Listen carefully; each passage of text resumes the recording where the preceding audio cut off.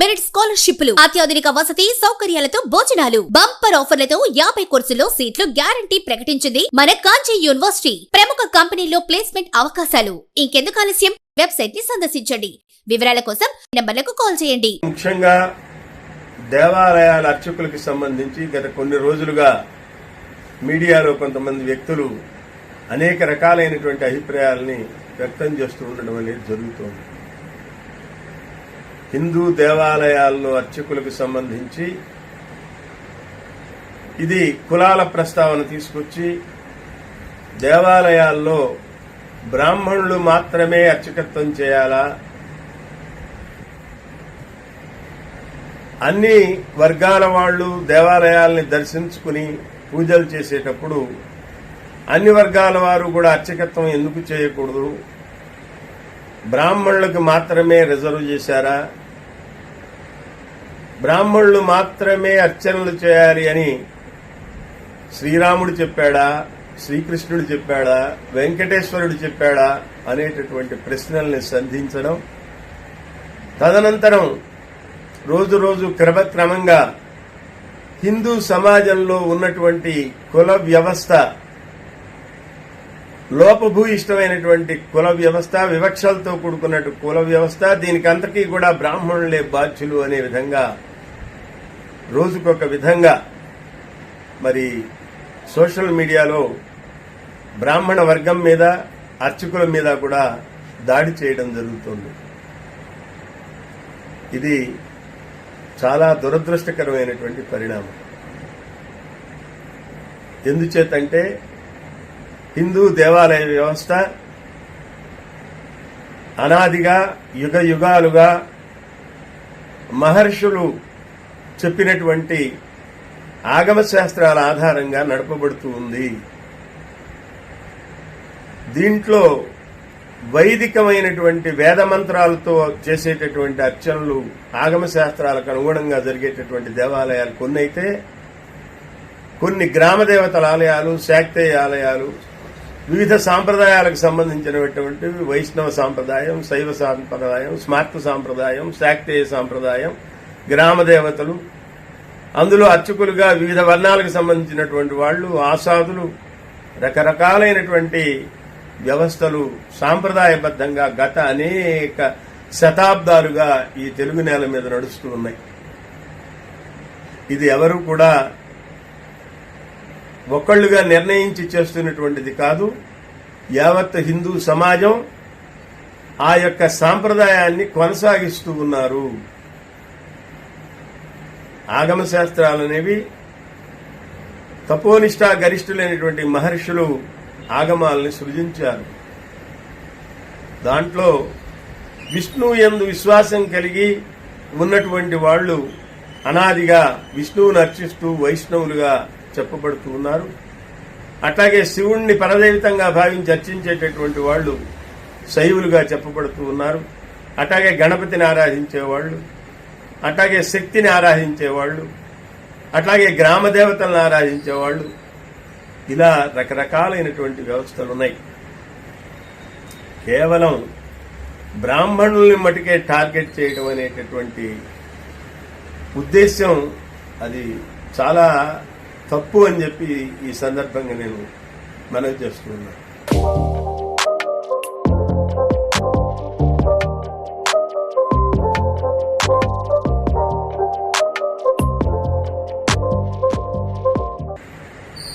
ఈ బ్రాహ్మణులు అనేటటువంటి వాళ్ళు కూడా అర్చకత్వాలు చేసి ఏమీ లక్షల రూపాయలు ఆర్జించటం లేదు. దేవాలయ అర్చకులకి 3,000, 4,000, 5,000, 10,000 జీతాలు ఉన్నటువంటి అర్చకులే ఈ ఉభయ రాష్ట్రాల్లోనూ కలిపి దరిదాపు 40,000 దేవాలయాల్లో ఉన్నారు. అది ఇతర వర్ణాలు ఎవరూ కూడా ఉద్యోగం చేయరా జీతాలు. అనాదిగా సాంప్రదాయంగా వాళ్లు నిష్ఠాగరిష్ఠులుగా దాన్ని నమ్ముకుని కట్టుబడి ఉండడం చేత దేవాలయాలను వర్జించి వెళ్లిపోలేక కొనసాగిస్తున్నటువంటి వృత్తి అర్చక వృత్తి. ఆగమ శాస్త్రాలు వేదాలకు అనుగుణంగా సృజించబడ్డాయి, వేదమంత్రాలతో ఆగమాలు సృజించబడ్డాయి. ఆ ఋషులు చెప్పినటువంటిది పారంపర్యమైనటువంటి నిష్ఠ యుగ యుగాలుగా తరతరాలుగా మరి శాకాహారాన్ని భుజిస్తూ మత్స్య మాంసాలు ముట్టకుండా మధువు ముట్టకుండా మంత్ర దీక్ష తీసుకుని ఉపనయనం చేసుకుని దశాబ్ద కాలం దగ్గరగా మరి మంత్రాలని నేర్చుకుని సుస్వరయుక్తంగా మంత్రాలను చదువుతూ దేవుడి కైంకర్యాలు చేయాలి అని చెప్పి ఋషులు చెప్పినటువంటి దానికి అనుగుణంగా చేస్తూ ఉన్నారు. అప్పుడు మాత్రమే వాక్శుద్ధి, స్వచ్ఛత, సుస్వరయుక్తమైనటువంటి మంత్రపఠనం సాధ్యమవుతుంది అని చెప్పి హిందూ ఋషులు నమ్మారు. దాన్ని చెప్పి వాళ్ళ యొక్క ముందు తరాల చేత ఆచరింపజేస్తూ ఇవాళకి కూడా దాన్ని ఆచరిస్తూ ఉన్నారు. ఇదేది కూడా భారతీయ సమాజం మొత్తానికి సంబంధించిన విషయం కాదు, భారత రాజ్యాంగానికి సంబంధించినటువంటి విషయం కాదు, ఇతర మతాలకు సంబంధించినటువంటి విషయం కాదు, హిందూ ధర్మంలో కూడా అన్ని వర్ణాలకి సంబంధించినటువంటి విషయం కాదు. కేవలం ఆయా సాంప్రదాయాలు, ఆ యొక్క మత శాఖలు, రిలీజియస్ డెనామినేషన్స్ అనేటటువంటి వాటికి సంబంధించినటువంటి విషయం. దాంట్లో బ్రాహ్మణులు అంటే బ్రాహ్మణులు ఏ గుళ్ళైనా చేయొచ్చు అనేటువంటి అపప్రద ఉంది మీలో. అది తప్పు. నా విష్ణుమర్చే, నా రుద్రమర్చే తని వైష్ణవుడు కానివాడు విష్ణుదేవుణ్ణి అర్చనాధికారులు చేయడానికి సాధ్యం కాదు. అలాగే రుద్రుడు కానటువంటి వాడు, శైవుడు కానటువంటి వాడు శివాలయంలో అర్చన చేయడానికి వీల్లేదు. అందరూ బ్రాహ్మలే కదా చేసేయచ్చు అనేటటువంటి దురవగాహన కొంతమందిలో ఉంది. కానీ అట్లా కాదు. అట్లాగే పాంచరాత్రం ఉన్న దగ్గర పాంచరాత్రులు వారి సాంప్రదాయం ప్రకారం చేస్తారు, స్మార్తులు ఉన్న దగ్గర స్మార్తులు వాళ్ళ సాంప్రదాయం ప్రకారం, వాళ్ళ ఆగమ శాస్త్రాల ప్రకారం వాళ్ళు చేస్తారు. వీళ్ళందరూ కూడా యుగ యుగాలుగా, తరతరాలుగా ఆ మంత్ర దీక్షతో, ఆ నిష్ఠతో ప్రతినిత్యం కూడా ఒక నిష్ఠాబద్ధమైనటువంటి జీవితాన్ని, నియమబద్ధమైనటువంటి జీవితాన్ని గడుపుతూ సేవలు చేయాలి అనేది ఋషుల యొక్క ఆదేశం. ఆ ఆదేశాన్ని వీళ్ళు అమలు జరుపుతున్నారు. అట్లాగని చెప్పి సమాజంలో వీళ్ళేం అధికారం చెలాయించట్లేదు, లక్షలాది రూపాయల జీతాలు తీసుకోవట్లేదు. ఇదేం ప్రజాప్రాతినిధ్యం కాదు, అధికారం కాదు, అధికార పీఠాలు కాదు. ఇది భగవంతుడికి సేవా కైంకర్యాలు నిర్వహించేటటువంటి అనూచారమైనటువంటి సాంప్రదాయం. ఇది పౌర హక్కులకు సంబంధించింది కాదు. ఇది అసలు రాజ్యాంగానికి సంబంధించిన విషయమే కాదు. ఆ రాజ్యాంగం కూడా ఆర్టికల్స్ 25, 26 కింద మత స్వాతంత్ర్యం అనేది ఇవ్వబడింది ఆయా శాఖలకి. అంటే ఎవరి మతాన్ని వాళ్ళు ప్రచారం చేసడానికి, ఆచరించడానికి స్వేచ్ఛా స్వాతంత్ర్యాలు ఇవ్వబడ్డాయి. అట్లాగే ఆర్టికల్ 26B కింద ఆయా మత శాఖలు వాళ్ళ యొక్క విషయాలని వాళ్ళు నడుపుకోవడానికి రిలీజియస్ డెనామినేషన్స్ కి వాళ్ళ శాఖల్ని మెయింటైన్ చేసుకుని వాళ్ళ శాఖలకు సంబంధించినటువంటి మంత్రాధికారులని నిర్వహించుకోవడానికి, దేవాలయాల్లో అర్చనాధికారులు నిర్వహించడానికి స్వేచ్ఛ అనేది రాజ్యాంగబద్ధంగా ఇవ్వబడింది. దేవాలయాల్లోకి దర్శనం అంటారా? హిందువులైనటువంటి వాళ్ళందరూ కూడా ఎవరైనా దర్శనం చేసుకోవచ్చు. ఎవరికి వాళ్ళ దర్శనానికి తిరస్కారం లేదు. అన్ని వర్గాలకి, అన్ని వర్ణాలకి, అన్ని కులాలకి కూడా ఆలయ ప్రవేశం ఉంది. దానికి ఎలాంటి ఆటంకం లేదు. కానీ హిందూ సమాజం మంత్ర స్వచ్ఛతకి, సుస్వరయుక్తమైన మంత్ర పఠనానికి, పారంపర్యమైనటువంటి నిష్ఠా నిబద్ధతలు కావాలి అని చెప్పినటువంటి ఋషుల యొక్క సాంప్రదాయాల్ని గౌరవిస్తూ ఈ అర్చకత్వం అనేది అనూచారంగా ఆ విధంగా కొనసాగుతుంది. దీన్ని ఒక ప్రభుత్వ ఉద్యోగంగా దీన్ని సంస్కరించాలి.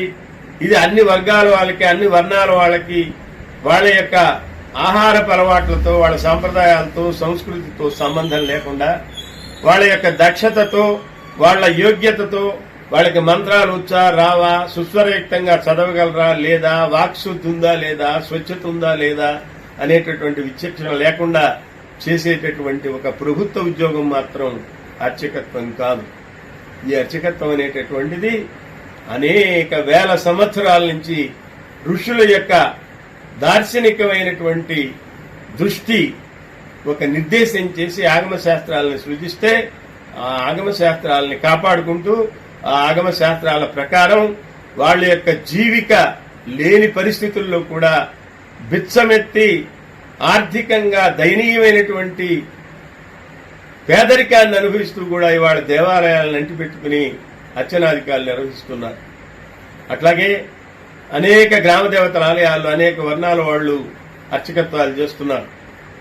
ఇటీవల కాలంలో టీటీడీ కూడా హైందవ ధర్మానికి కొద్ది భంగం కలుగుతోందనేటువంటి ఉద్దేశంతో మరి ఆయా వాడల్లో ఎక్కడైతే హైందవ ధర్మం క్షీణిస్తోందో అక్కడ నూతనంగా ఆలయాలు నిర్మించి అక్కడ ఉన్నటువంటి కులస్తులు ఎవరైతే వాళ్ళకే అర్చనలో శిక్షణ ఇచ్చి అర్చకులుగా నియమించినటువంటి పరిస్థితి ఈ రాష్ట్రంలో ఉంది. కాబట్టి ఇది పౌరులందరికీ సంబంధించిందని గాని, భారతీయ సమాజం అందరికీ సంబంధించిందని గాని, లేదా అన్ని కులాలకి సంబంధించినటువంటి విషయం అని గాని భావిస్తే అది చాలా పొరపాటు. ఇది రాజకీయమైనటువంటి విషయం కాదు. ఇది ఆర్షప్రయుక్తమైనటువంటి ఆగమ శాస్త్రాల ప్రకారం నడిచేటటువంటి పవిత్రమైనటువంటి ఆలయ వ్యవస్థ. దీంట్లో అన్ని రకాల అన్ని వర్గాల వాళ్ళు ఉన్నటువంటి పరిస్థితులు కూడా ఉన్నాయి. వీటినన్నింటినీ కూడా సావధానంగా అర్థం చేసుకోవాల్సిన అవసరం ఉంది. ప్రతిదానికి ఒక యోగ్యత, ఒక అర్హత అనేది కేవలం ఈ జన్మలో మనం చేసేదే కాదు, పారంపర్యమైనటువంటి నిష్ఠ అనే దాన్ని కూడా పాటిస్తూ వస్తున్నారనేది సమాజం గమనించాల్సినట్టు అవసరం ఉంది అని ఈ సందర్భంగా నేను చెబుతూ ఉన్నాను. కాబట్టి దీని మీద అతిగా చర్చ చేయటం, ఇది ఒక ఉద్యోగంగా ఎవరైనా సరే ఉద్యోగం చేయొచ్చు అనే విధంగా దీన్ని దిగజార్చటం ఇది సమంజసమైనటువంటి విషయం కాదు. అనూచానంగా కొన్ని లక్షల సంవత్సరాల నుంచి కొంతమంది దీనికి అంకితమై పనిచేస్తున్నటువంటి పరిస్థితుల్లో అది వాళ్ల యొక్క వృత్తిగా, కుల వృత్తిగా ఉన్నటువంటి పరిస్థితుల్లో మరి అల్పసంఖ్యాకులైనటువంటి బ్రాహ్మణుల మీద కత్తి కట్టి ఈ రకమైనటువంటి దాడి చేయడం అనేది చాలా శోచనీయమైనటువంటి విషయం. అందులో మరి ఒక ఉద్యమ పోరాట నాయకుడిగా ఉన్నటువంటి మందకృష్ణ అనేటటువంటి వ్యక్తి మాట్లాడినటువంటి మాటలు మాకు చాలా మనస్తాపాన్ని కలిగించాయి.